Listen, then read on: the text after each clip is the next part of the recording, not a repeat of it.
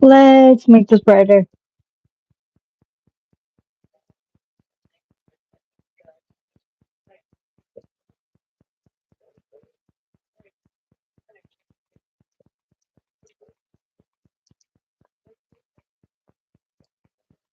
Too bright.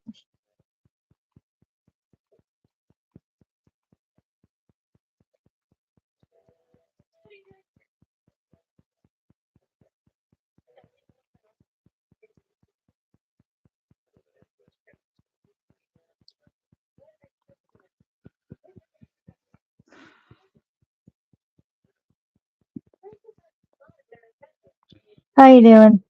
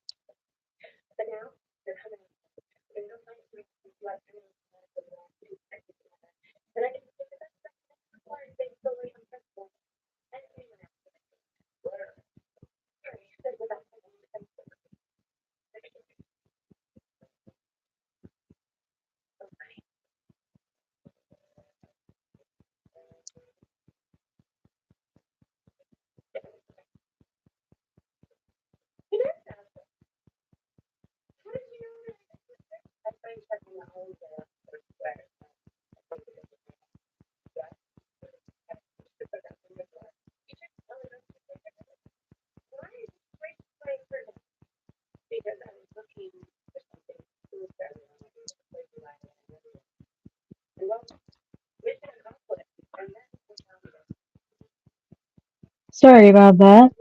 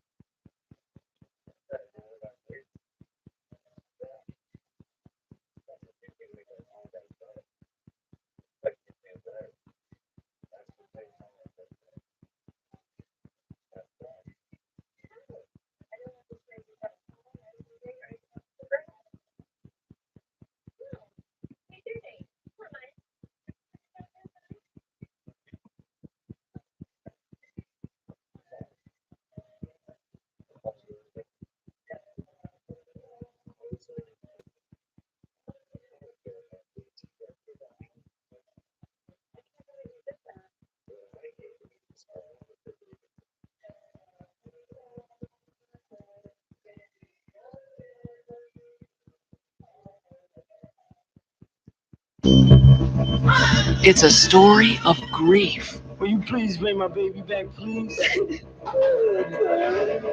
And longing. Carlina would always be on my mind every day. Betrayal. Where did you get me from?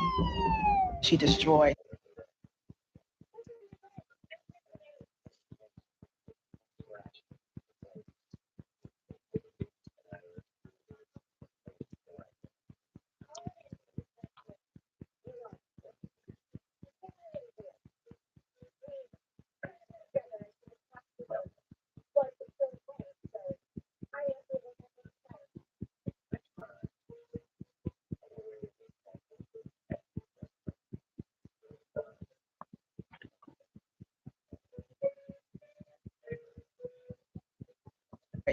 My life and my family. And discovery. Now to an unbelievable reunion. She made this happen herself. She's the hero in this. I got my answers now to things that happened in my life. But Carlina White's newfound family faced some hard realities. Everything happened too fast, and we're all strangers to each other. It's hard to build a relationship with someone that you don't even know. These stories aren't always happy ever after. They take time. Now, for the first time on television, Carlina, her birth parents, and the family that raised her tell the true story behind a reunion that captivated the world.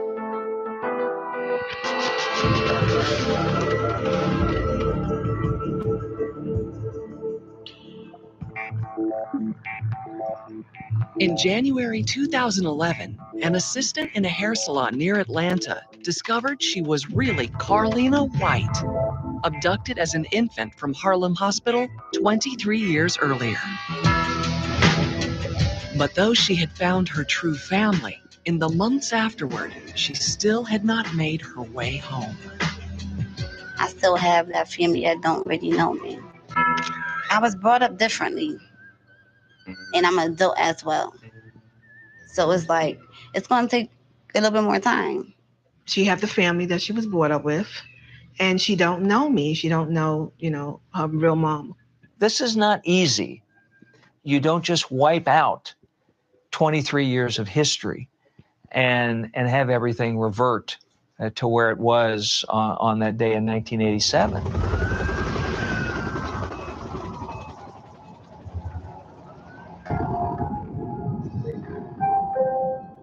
She was a sweet baby the time that I had with her. Joy White was 16 years old in 1987 when she found out she was pregnant by her then boyfriend, 22-year-old Carl Tyson. We started talking about it. She said she wanted to keep the baby. And then that's when we had to really sit down and talk to our parents. I had to explain to my mother, what was going on. And she was upset at first, but she was very supportive throughout the whole thing. It was a long pregnancy, running 2 weeks past the due date. By July 15th, Joy had had enough. I got tired of being pregnant. So what I did was I walked all the way from 125th Street away, and I walked down to 34th Street. And then after that, I went into labor, and I had her. She named the baby Carlina Renee White. The first name was for Carl. The second was Joy's middle name. That was a wonderful feeling. Here's a little girl that I was going to raise, that I was be able to take to the park. Joy brought the baby home to her mother's apartment in Harlem. We all used to just stand there and look at her, talking about what a beautiful little girl. Very pretty, always smiling, but she had some lungs on her. She used to cry a whole lot. Joy was just learning to take care of her baby when Carlina spiked a high fever, 104 degrees. On the evening of August 4th, Joy and Carl rushed their 19-day-old baby to the emergency room at Harlem Hospital where she had been born. The doctors said that Carlina had swallowed some fluid during the delivery, and now she had an infection. I was upset because, that was my baby, and she was sick. And then when they told me that they have to keep her, I was really, upset. As Joy cried in the hallway outside the pediatric ward, a woman dressed in white comforted her. She came up to me, she seen me crying, and she came up to me and said, "Don't cry, here's a piece of tissue, don't worry, everything is going to be okay." And she kind of made me feel better, at the time, because I was like so upset I didn't know what to do. Joy decided to head home to clean up and get a little rest. I'm 16 years old, I'm a young girl. I didn't know any better at the time. I think the hospital was safe. She fell asleep, but not for long. Someone knocked on the door, and there was 2 detectives standing at the door. I said, "Carlina died?" He said, "No." He said, "Somebody took her from the hospital." So I called Joy. I said, "Joy?" And she came run up here. I said, "Somebody done took Carlina." She couldn't believe it. She was hollering, "Oh no, not my baby." I get this phone call. Get on the phone, Joy in the background crying, "Carl, someone's throwing out baby." I said, "What are you talking about?" I ran to the hospital. They had detectives all over the place. They had helicopters. They had sniffing dogs. They had, it was everybody out there. Nobody couldn't tell me anything at the time. We had a big conference with the hospital, and everybody that's worked on that ward that night sat at that table. Nobody knew anything. As they talked about the night, Joy remembered the woman in white who had comforted her. And I was like, oh my God, it was that lady. She saw me crying. She knew my baby was in that treatment room. She said, "Stop crying." It turned out many people in the hospital had seen the woman hanging around, especially in the pediatric ward. Parents thought she worked there. Staff members thought she was a parent or a volunteer. I really thought she was a nurse. So, she was dressed just like a nurse, but she had a name tag. Obviously, the woman is some type of a hanger-on in the hospital. That's typical behavior, according to those who study infant abductors. They will go to hospitals and birthing centers. They will walk the halls. They'll look at the nursery. They will identify particular children that might be of interest to them. Police in Harlem launched a frantic search, combing the hospital and surrounding buildings. They released pictures of baby Carlina. Someone would recognize her. Time is the enemy in the search for a missing child, and that's particularly true with an infant or a newborn. But you want to respond, generate visibility before the abductor gets to where the abductor's trying to get. When the woman in white left Harlem Hospital, there were security cameras in place, but they weren't working. That left very little information to go on. No one can actually document that woman as the one leaving the hospital. We have no one seeing a woman fitting that description leaving the hospital with a child in tow.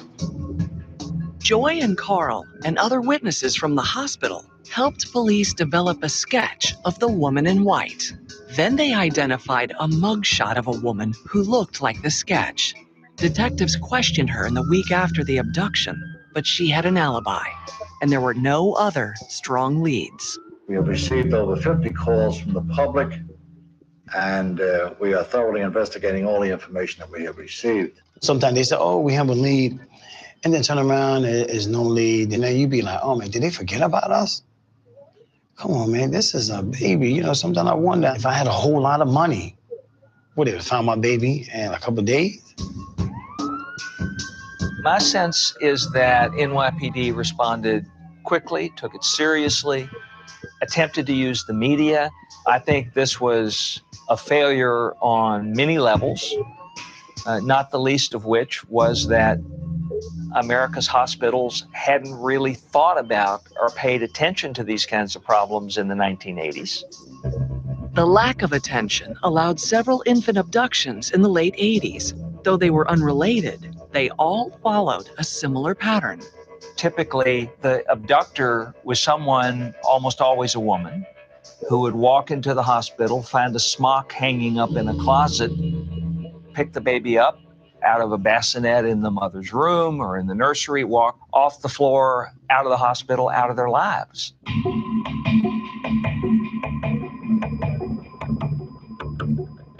In the days and weeks that followed Carlina's abduction, Joy did everything she could to keep attention on the case. I did any interview that I could possibly do, to talk about her. I want my baby back. She didn't have to do that to me. I had her. I was carrying her for 9 months. She didn't have to take her from me. The loss was devastating. It was hard for me because I couldn't sleep. Every night I had to take sleeping pills every night because I could not sleep. Police run out of leads. Media spotlight dims. But these parents don't forget.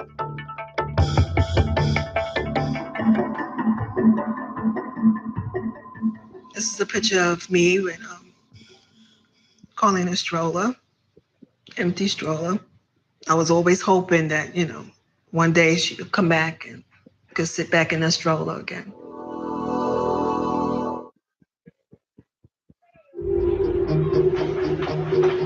In August 1987, a young woman named Ann Petway got off the train in Bridgeport, Connecticut with a baby girl.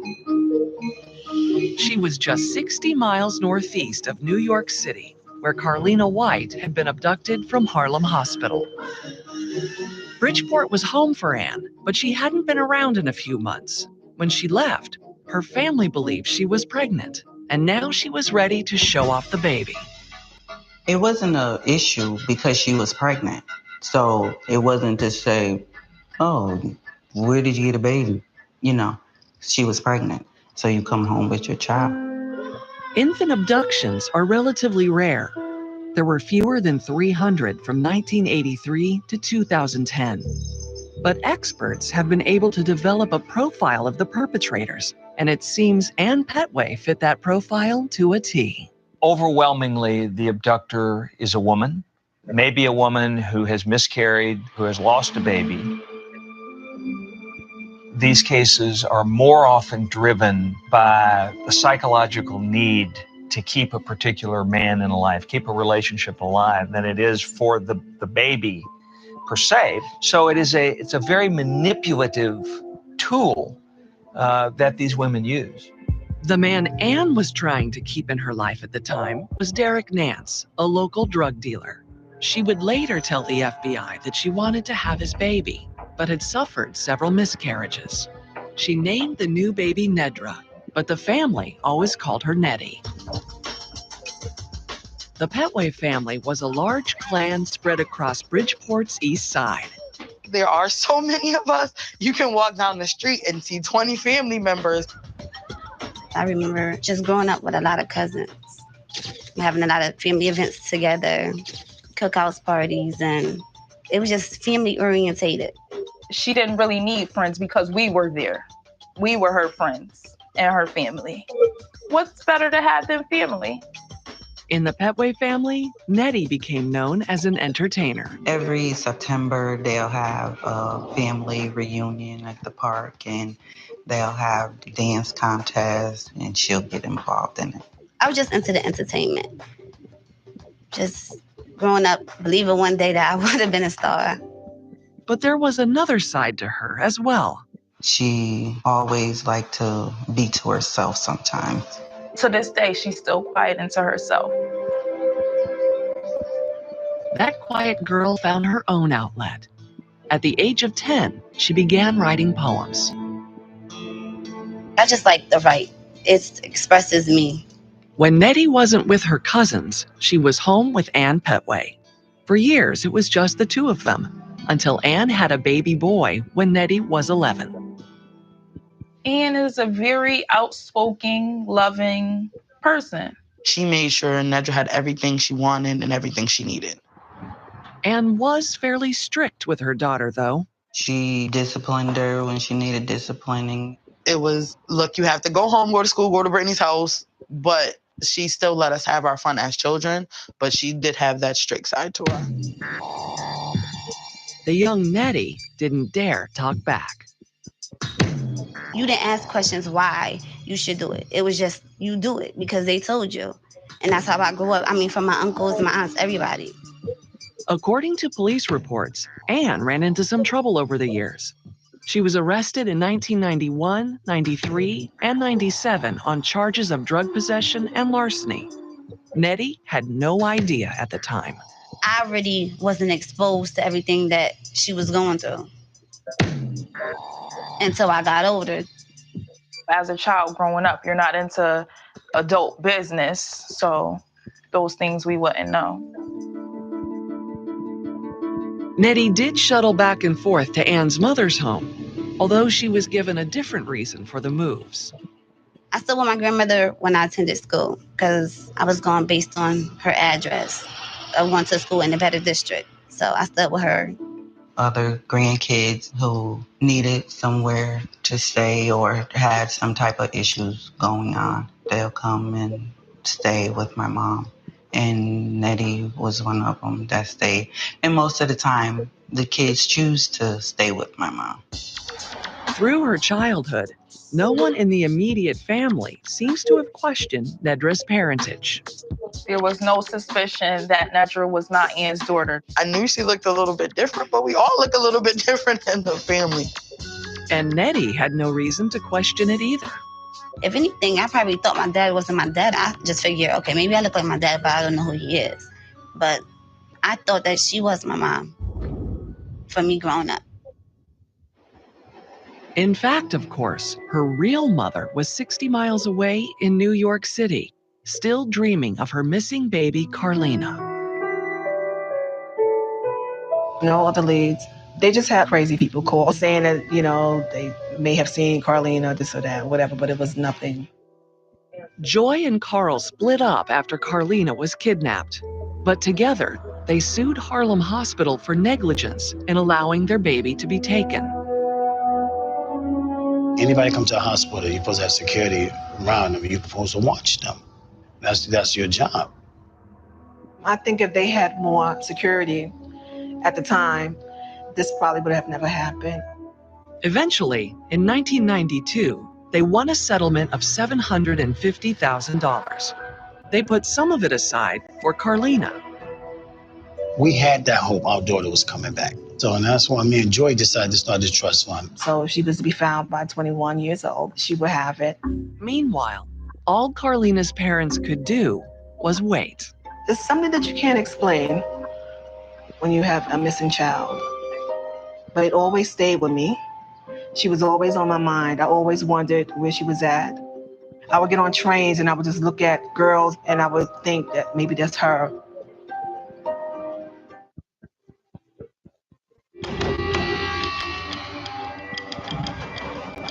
As decades passed, the kidnapping of Carlina White, stolen as an infant from Harlem Hospital, became a cold case.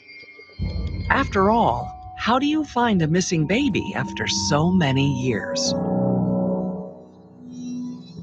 Later on in the years, things kind of, died down. I think they lost hope. I didn't, but I think they lost hope. As often happens with these cases, it became the purview of the National Center for Missing and Exploited Children. The experts there know that infant abductors usually take good care of their captives. We were convinced from day one that Carlina White was out there somewhere. No doubt with a different name, no doubt with no recollection or any inkling that she in fact was a missing child. The way the center keeps these cases in the public eye is with age progressions, using the last known picture of the child and information about her family to guess what she might look like as she grows up. It doesn't do much good to circulate the photograph of a 19-day-old child if she's now 5 years old or 10 years old or 23 years old. That was based on her sister, and I used that photograph to create Carlina's age progression, based on Mom's statement that her half-sister looked just like Carlina when they were born. So can't argue with Mom on that. Carlina's mother, Joy, made her own effort to keep the story alive in public. What I remember most about Joy White was the fact that she never gave up. And periodically, Joy would be in the media, in New York or elsewhere. Sometimes I go to sleep, I think about her. Sometimes I wake up thinking about her. I did a lot of interviews over the years because I wanted to find my daughter. I wanted her back, with me. And I really believe that she was out there somewhere. And I wanted to get that message out that her mother wanted her to come back home. Joy never stopped believing that Carlina was alive. I always knew that Carlina would probably look for her birth certificate or something, or try to find out who her real mom was. And in 2005, that's exactly what happened. The girl called Nedra, still living in Bridgeport, Connecticut, found out she was pregnant. She had a serious boyfriend at the time and was excited about having a baby. The only problem was she didn't have health insurance. She asked for help from the woman she had always called Mom, Ann Petway. I questioned her about my social security card, my birth certificate. She said she'll handle it, get everything right for me. I don't have to worry about it. But I started getting impatient. Nedra snooped among Ann's papers until she found one that looked like a birth certificate. She brought it in to apply for insurance. They told me to take the paper and leave out their office before I get arrested. And I just looked at the lady like, I'm just trying to get, prenatal care. I need to go to the doctor. I'm pregnant. And she's like, well, this is fraud.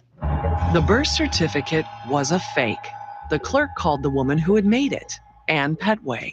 Now Ann had to give Nedra an explanation. When she got back home from work that night, she came into my room. I was taking out my clothes in my closet. She sat on my bed and she said, I'm sorry. And tears started falling out her eyes. And I was like, what are you sorry about? And she was like, I'm sorry. I wish I could have told you, She was like, your mom just left you there. She just left you there and she never came back. I'm like, what? She just basically told me that she wasn't my mom, that someone left me and she took me in and basically took care of me. The news that Nedra was not Ann's child surprised the whole family, but the close-knit Petway clan closed ranks. No one cared about it, truthfully. To me, she was always my family and she will always be my family. Meanwhile, the Connecticut Department of Children and Families, or DCF, opened a file on Nedra's case. But there wasn't a lot of information to go on, and Ann wasn't much help. It's like, she don't remember anything. She don't talk about it. I asked her several times.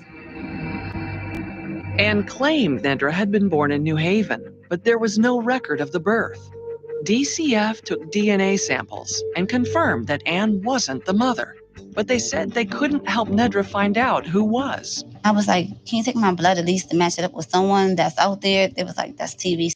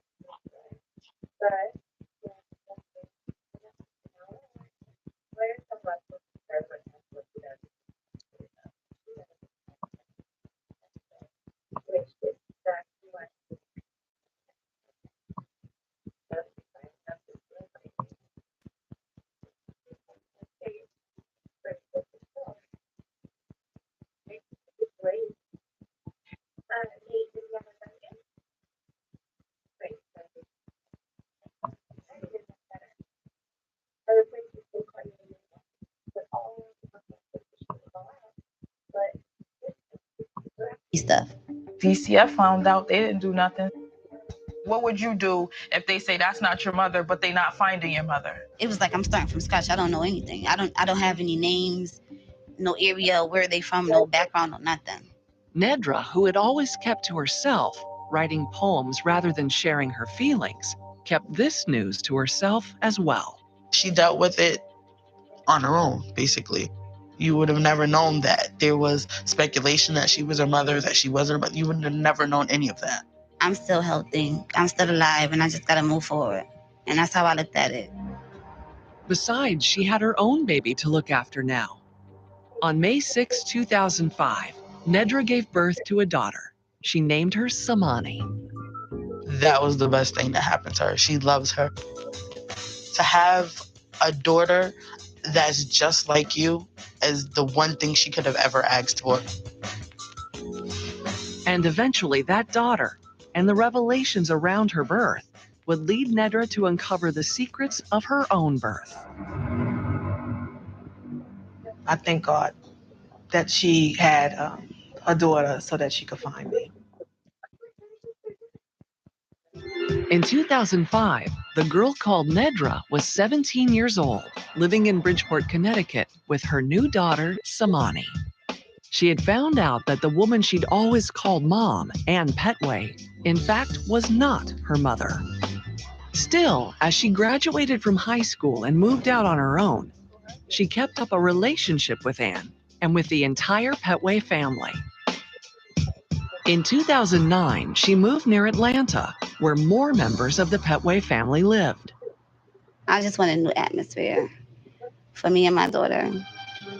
Nedra found a job as an assistant in a hair salon, and she worked to build a life for herself and her daughter.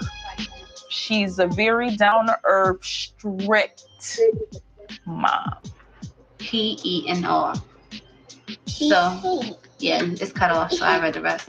She makes sure Shamani does her homework. She makes sure she's on point with everything she needs to do. She's actually a great mother. But being a mother made Nedra wonder about her own mother. Some days I wake up and look at my daughter and wonder, who do I look like? Every so often, she would trawl the internet looking for clues. Mainly around July, summertime, when my birthday come around, because I already knew that my birthday wasn't the date of birth I was born on. Still intensely private, she told no one what she was doing. That's something I guess she harbored, which I know ate her up inside. That was a journey that Nedra had to search and endure on her own. But in the fall of 2010, Nedra asked her Aunt Cassandra for help.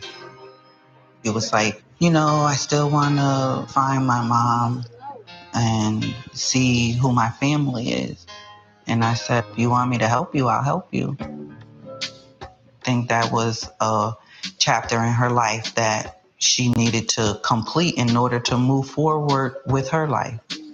Neither of them thought about what finding out the truth would mean for Ann Petway, the woman who raised Nedra. The week before Christmas, they began to search for answers. Nedra had always looked for stories of missing children from Connecticut, since Ann had told her she was born in New Haven. This time, she decided to cast a wider net. I was just reading through articles about African Americans as being anything that was missing around the New England area. And I came across that baby picture. That looked like it could be me. And just how the dates were adding up, it was a little close to my birthday. So I got kind of stuck on the whole concept of everything about the whole article in the picture. The picture she found was of Carlina White, stolen as a baby from Harlem Hospital in August 1987. And I'm like, Auntie, don't you think this look like me? It looked like her, but the only thing that was in question for me was the hair. It seemed like too much hair. The picture was on the website of the National Center for Missing and Exploited Children, which had followed Carlina's case for years. Nedra called the center's hotline and spoke to Jordan Wood. She had strong suspicions. I'm explaining to her my whole story. There were problems with her birth certificate and her other documents, so that was her main concern and her main reason for feeling that she was possibly abducted as an infant. She just said, I feel that my parents are still out there looking for me, not knowing that I'm going by another name and another social security number. Nedra did not tell Jordan that she had seen the picture of Carlina White. I don't know exactly if that was me on that picture. I just called to see if someone could match it up and just let me know. I could definitely hear a lot of frustration in her voice. She had gone to other agencies before she came to us, and she hadn't gotten anywhere. So, out of frustration, she said, I don't know who I am. Jordan took Nedra's information and a complete physical description and passed it to the center's analyst. We knew, based upon Nettie's age, that we could rule out cases prior to 1987. But then we began at a wide range of cases subsequent to 1987. The child could have been taken when she was 1 or 2 or even 3 years old and not have any memory of her birth parents. Finally, the analysts came up with what they believed was the best match, Carlina White. On January 4th, 2011, a caseworker called Joy White, Carlina's mother. I was at work when he called me, and I was like, found my daughter. So I left my desk and I went downstairs and I just started crying. And I started screaming. The caseworker sent pictures of the girl they'd identified as Carlina to Joy and Carlina's father, Carl. And when he emailed me those pictures, I sat there and I cried. And she looked just like Joy used to look in the day. Then I called Joy up. I said, Joy. She said, yeah. I said, Joy, she can be our daughter. And then Joy got another call. And she said, hi, Mom. And that touched me. She had me on speaker. We talked. My aunt was in the background yelling, saying, come home. They knew it was me. Nobody couldn't believe it. We all in here going crazy, so happy. Joy notified the New York City Police Department. I said, hello, my name is Joy White, and I'm the mother of Carlina White that was missing in 1987. And she had been found.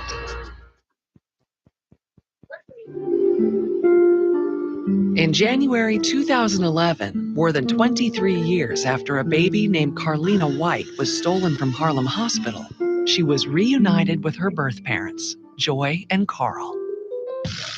Okay, big smile. I was nervous. I was definitely nervous. She flew up here from Atlanta, her and my granddaughter, and I made sure that all the family was here. All my family came over, and we cooked, and we just enjoy each other. We got forehead and everything over there. Carlina, she was a sweet, adorable, beautiful girl. And right away, I seen Carl, her father's eyes. I said, oh, God. I said, you at your father's eyes. So I hugged her, and I was like, oh, my God. She saw tears coming from my eyes. I said, yo, I can't believe this. Joy come downstairs, and Joy said, that's our baby. I said, yeah, that's our baby. At the time, the reunion was everything they had hoped for. When she was here, it was like nothing never happened. Like she was never lost. I didn't feel anything else but happiness. She would say to me, like, why are you staring at me? Like I don't think that she understood how much I missed her, and I couldn't believe that she was in front of me. And it was just, oh God, it was just so unbelievable. The whole thing is unbelievable. But after the reunion, problems quickly developed. The story of the young woman who discovered her true identity became big news. Now to an unbelievable reunion. 23-year-old Carlina White of Georgia had long suspected she wasn't related to the people who raised her. By the time she was headed home to Atlanta, where she lived, the media had descended. I think she was a little overwhelmed, and I think she was a little spooked by the attention. The media attention had another consequence. The Petway family, who she'd grown up with as Nedra, now heard the whole story. I found out about it on the news. My emotions were so mixed up. I was sad. I was happy that she got the answers that she wanted. It was just a ball of emotions all in me. Everybody was really happy for her. And they told her, you found your family, but we'll still be your family also. Once I did reach out, they said that nothing really changed for them. They still love me the same way. I'm still their cousin. But there was still a big question. What would happen to Ann Petway, whom authorities believed was the one who took baby Carlina from Harlem Hospital? When police went looking for her in North Carolina, where she'd moved, she was gone. Her sister says she wanted to bring her 13-year-old son to be with her family in Bridgeport, Connecticut. They make it out to be like she was some crazed animal or something like that. And it wasn't like that. She knew she had to go and take care of her responsibilities, and that's what she went to go do. On January 23, 2011, Ann turned herself in to authorities in Bridgeport. She gave a statement saying she had caused a lot of pain, but she pled not guilty to the kidnapping charge brought against her. She's upset. She's concerned about the impact this has on all the members of her family. For every court hearing, members of the Petway family and Carlina White's family were on hand. She act like nothing never happened, like she didn't do anything, and she have no remorse whatsoever. My stomach feels sick when I see her. But for Carlina, who was raised by Ann, the subject was more complicated. I would just like to know what's the reason behind it. I want to know her side of the story because I don't know her side.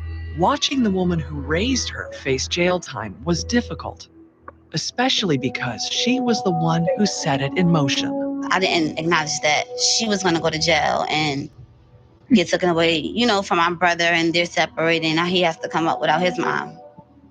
I'm going to speak from my heart. If I was able to give her another chance, I would. Her serving time is not going to do much. The disagreement over what should happen to Ann Petway caused a serious rift. I think that they should lock her up and throw away the key. I think that she needs to do life for what she did to me. The anger that they giving off is only satisfying them. It's like you doing that, not caring about how I'm feeling. And other disagreements developed. At the reunion, a story came out that Ann had mistreated Carlina when she was growing up. Well, she told me that she used to beat her with a shoe and leave a shoe print on her face. And when she told me that, I cried. And for someone else to take my daughter and to treat her that way, that was very hurtful. The story caused a crisis in the Petway family. Me and Nedra sat and cried. And it hurt us so bad because it wasn't that bad. She was loved. She was not mistreated. There was no abuse. I don't look at it as me being abused. It's just, I guess, the words that they put out there. They take, what you say, mix it up, and make it sound as how they want it to be. And then there was the question of money. In a family where no one had much, it became a contentious issue. The settlement that Joy and Carl received from Harlem Hospital had long since been spent. Things were rocky with, as far as financial situation. I have kids, Carl have kids, and we used the money to live. That was a choice that we had to make at the time.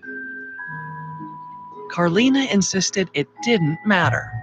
I could care less about that money because I didn't have it from the beginning. I was searching just to find who I was. The situation, so promising in January 2011, fell apart quickly. She went back home. So we haven't seen her since. As winter turned to spring, there was no second reunion. In fact, there was very little communication.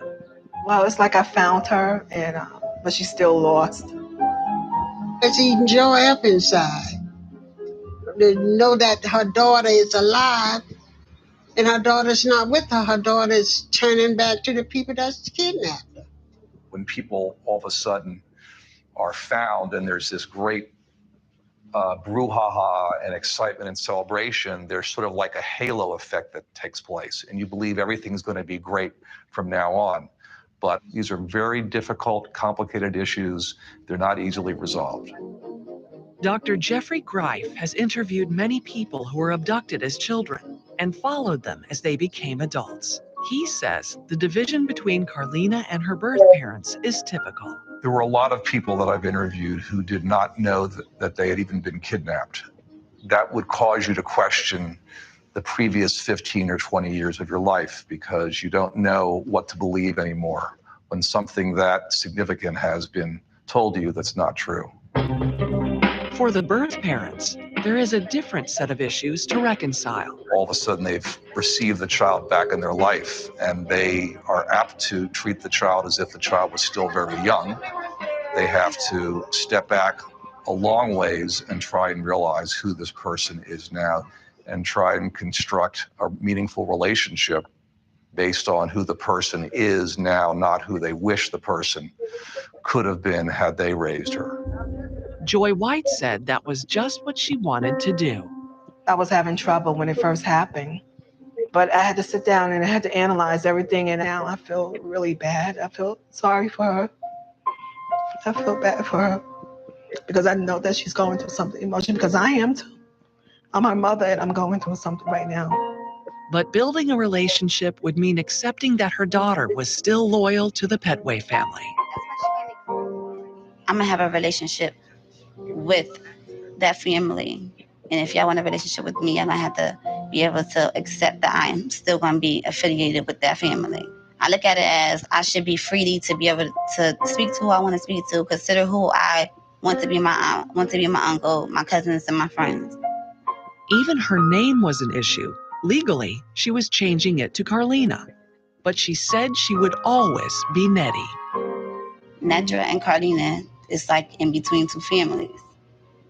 So once I know Nedra, the other side I know Carlina. So Nettie is just me. She was receiving help from psychologists at the National Center for Missing and Exploited Children. Nettie is really a good person, really a caring person who is in the middle of a storm. I mean, she goes from being a mom of a 5-year-old with questions about her history to being in the center of a media frenzy with everybody wanting a piece of her and everybody wanting to talk to her and use her and manipulate her. And she needs some time and some space and the ability to sort through all of this. We're trying to help her do that. I think that one day she'll come along and she'll understand what her real mother is going through. Carlina, listen, you know your mother and father love you. We had a happy beginning, and we can still make this happy. We all want to see you. You don't know how much love you have from all of us. Through it all, the young woman who found out she was Carlina White said she was glad she did.